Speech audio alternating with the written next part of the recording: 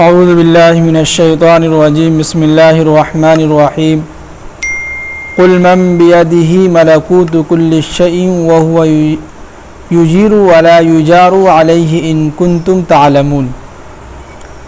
ابھی جو ہے پچھلے آیات میں جو ہے باتیں چل رہی تھی کہ اللہ تعالیٰ اپنے قدرت کا جو ہے مختلف طریقے سے جو ہے کفار و مشرکین کے سامنے باتیں رکھ رہے تھے، اور ابھی جو ہے اسی کا بیان چل رہا ہے۔ ابھی آگے کہہ رہے ہیں کہ قل اے نبی صلی اللہ علیہ وسلم ان سے کہیے کہ من بیدہ ملکوت کل شیء، کہ اس دنیا کے اندر تمام چیزوں کا جو ہے ملکیت، تمام چیزوں کا اختیار کس کے ہاتھوں میں ہے؟ تمام چیزوں کا اختیار جو ہے کس کے ہاتھوں میں ہے؟ اللہ کے ہاتھوں میں۔ وہی کہہ رہے کہ آپ ان سے پوچھیے کہ تمام دنیا کے اندر جتنی بھی چیزیں ہیں، سارا دنیا کا نظام چلانے والا کس کے جو ہے مکمل اختیار میں ہے؟ تو کہہ رہے ہیں کہ اور آگے فرما رہے ہیں کہ وہ یجیر، اور جس کو اللہ تعالیٰ چاہے پناہ دے، ولا یجار علیہ، اور اس کے مقابلے میں کوئی اس کو جو ہے پناہ نہیں دے سکتا ہے۔ کیا مطلب کہ ایک انسان ہے جس کو اللہ تعالیٰ نقصان پہنچانا چاہ رہا ہو، لیکن دنیا کے لوگ چاہ رہا ہو کہ نہیں اس کو نقصان نہیں پہنچے، تو اللہ تعالیٰ جو چاہے گا وہی ہوگا، ہمارے چاہنے سے اور لوگوں کے چاہنے سے کچھ نہیں ہوگا۔ اور آگے فرمائیں کہ ولا یجار علیہ، اس کے مقابلے میں کوئی دوسرا ہے بھی نہیں۔ ایک انسان ہے جس کو اللہ تعالیٰ فائدہ پہنچانا چاہ رہا ہے، جس کو اعلیٰ مقام تک پہنچانا چاہ رہا ہے، لیکن ان کے دشمن اتنے ہیں، ان کو نقصان پہنچانے کے پیچھے لگا ہوا ہے، لیکن وہ دن بدن جو ہے ترقی کرتا جا رہا ہے۔ تو اس کا مطلب یہ کہ اللہ تعالیٰ ان کا ساتھ دے رہا ہے، اور ہمیں جو ہے سکھلا رہے ہیں کہ اس ہر چیز کا کرنے والا کون ہے؟ اللہ ہے۔ آگے فرمایا کہ ان کنتم تعلمون، اگر تمہیں معلوم ہے تو کہو، اگر اس چیز کا علم ہے، اگر تم کو صحیح معنی میں تو ہمیں بتلاؤ۔ تو کہہ رہے ہیں کہ سیقولون للہ، تو اے نبی صلی اللہ علیہ وسلم جان لیجئے یہ لوگ ضرور کہیں گے کہ للہ، سارا اختیار جو ہے کس کے ہاتھوں میں ہے؟ اللہ کے ہاتھوں میں ہے۔ مان بھی رہا ہے، دل سے اقرار بھی کر رہا ہے، لیکن کیا کر رہا ہے؟ پھر بھی ہم ایمان نہیں لائیں گے۔ وہی آگے فرمایا کہ قل، تو کہیے آپ ان سے کہ فَأَنَّا تُسْحَرُونَ، تو پھر تمہارے اوپر جو ہے کہاں سے تمہارے اوپر جادو کا جو ہے اثر ہو جاتا ہے؟ تم کیسے جو ہے ہمارے راستوں سے بھٹک جاتے ہو؟ کیسے تم جو ہے دوسرے لوگوں کو کہتے ہو، ہمارے نبی کو کہتے ہو کہ ساحر ہے، کذاب ہے، جھوٹا ہے؟ ان ساری چیزوں کو تم کیسے جو ہے ہمارے نبی پر الزام لگاتے ہو؟ یہ کہنے کا مطلب یہ۔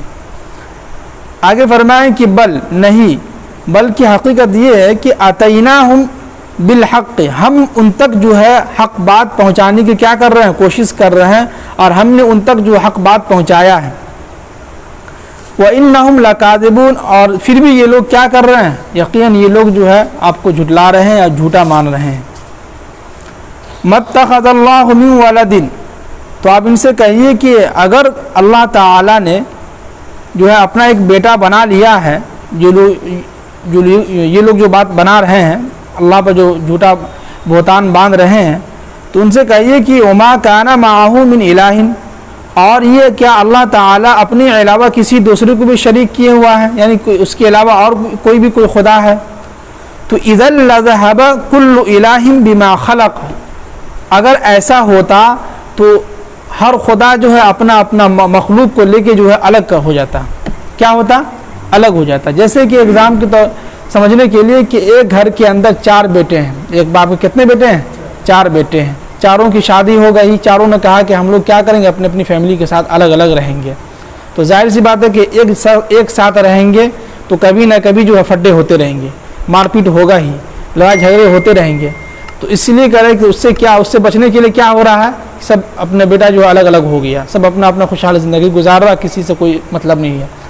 تو یہاں پہ بھی کہہ رہے ہیں کہ اگر اللہ تعالیٰ اپنے ساتھ یعنی کہ اس کے علاوہ کوئی اور بھی خدا ہوتا، دوسرا خدا ہوتا، تیسرا ہوتا، چوتھا ہوتا، تو کیا ہوتا کہ اِذًا لَذَهَبَ كُلُّ إِلَٰهٍ بِمَا خَلَقَ، ہر خدا جو اپنا اپنا مخلوق یعنی جس کو اپنے اپنے خالق کو، اپنے بندہ کو لے کے جو الگ ہو جاتا۔ اور کیا ہوتا کہ الگ ہونے کے بعد کیا ہوتا کہ وَلَا عَلَىٰ بَعْضُهُمْ عَلَىٰ بَعْضٍ، اور پھر اس کے بعد ایک دوسرے پر کیا کرتا؟ چڑھائی کرتا، کیا کرتا؟ ایک دوسرے پر تانا دیتا، تانا تشنیع کرتا۔ تو لہذا سبحان اللہ، اللہ کی ذات پاک صاف ہے، کیا ہے؟ اللہ بالکل کیا ان سب چیزوں سے بالکل پاک صاف ہے. عما یصفون جو یہ لوگ باتیں بنا رہے ہیں اس بارے میں اللہ تعالیٰ کیا ہے بالکل جو ہے صاف پاک صاف ہے. آگے فرمائیں کہ عالم الغیب والشہادہ بے شک اللہ تعالیٰ چھپی ہوئی باتوں کا اور کھلی ہوئی باتوں کا جو کھلی ہوئی جو باتیں ہیں ظاہر بھی اور باطن بھی چھپی ہوئی بات ہر چیز کا علم اللہ تعالیٰ کو بخوبی معلوم ہے کہ نہیں.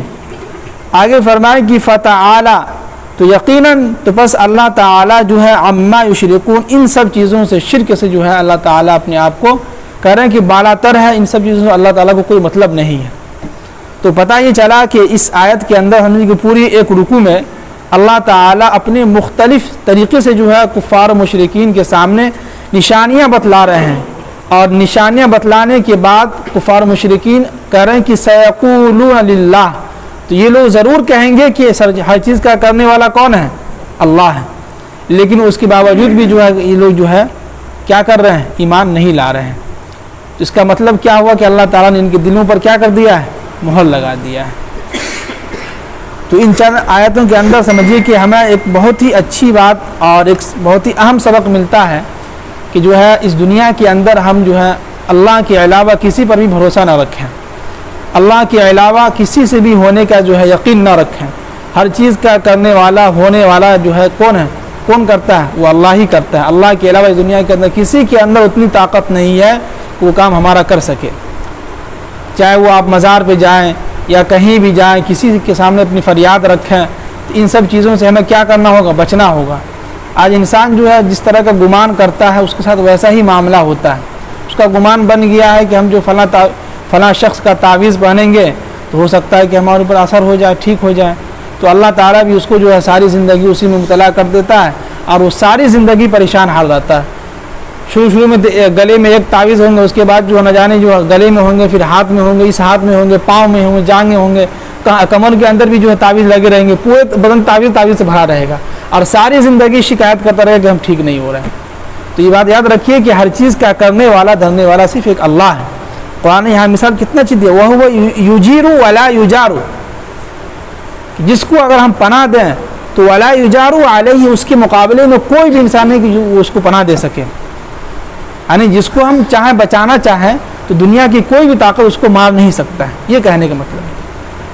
تو لہٰذا ہم کوشش کریں اپنی زندگی کے اندر اگر خوشحال زندگی گزارنا چاہتے ہیں اچھی زندگی گزارنا چاہتے ہیں ٹینشن فری زندگی گزارنا چاہتے ہیں تو قرآن نے ایک ہی علاج بیان کیا وہ یہ کہ آپ تقدیر پر ایمان لے آئیے.